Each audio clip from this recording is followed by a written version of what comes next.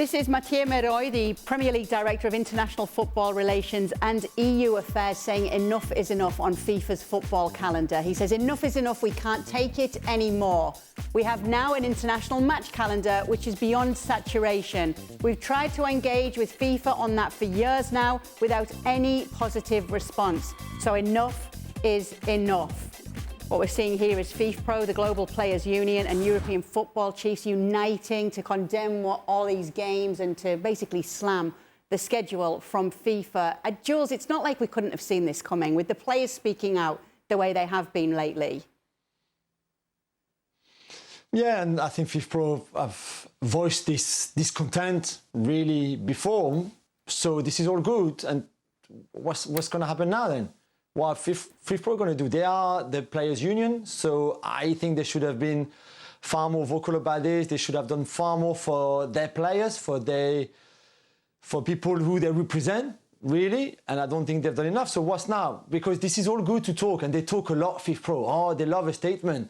They love talking. They love doing this. But what are they actually doing for the players? Because right now, I don't think anything changing. What's going to change? The Club World Cup will happen, should happen in the summer.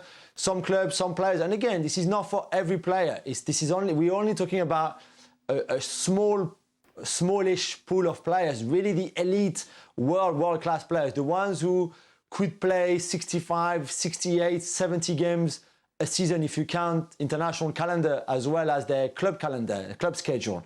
So this is not, most of 95% of players will not play that much, but the 5 players who are in danger of playing or overplaying and getting a lot of big injuries like we've seen with the Carvajal, with the Rodri, with the Ter Stegen, this is them that FIFPRO is talking about right now. I'm just waiting now. I've had enough. FIFPRO said, like you read the statement, Kay, enough is enough. Okay, we all agree. So what's not? What are you going to do now? What's next from you, FIFPRO? Show me.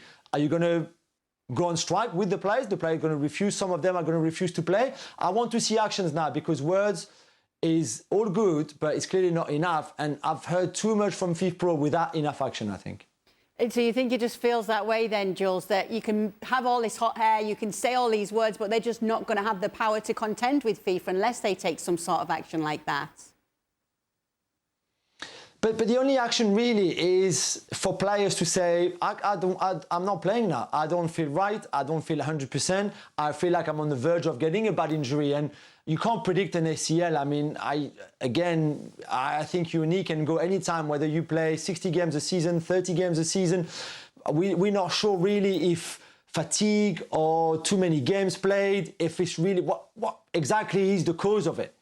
So I get that. But players, I think there's a point where the only thing I think that FIFA would understand, unfortunately, because this is really the only thing that maybe they would hear, is like, we're not playing.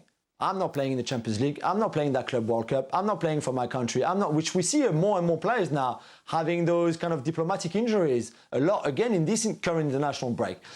For me, this is the only way FIFA will listen, because right now they're not listening, and right now FIFPRO certainly are not doing enough for FIFA to listen.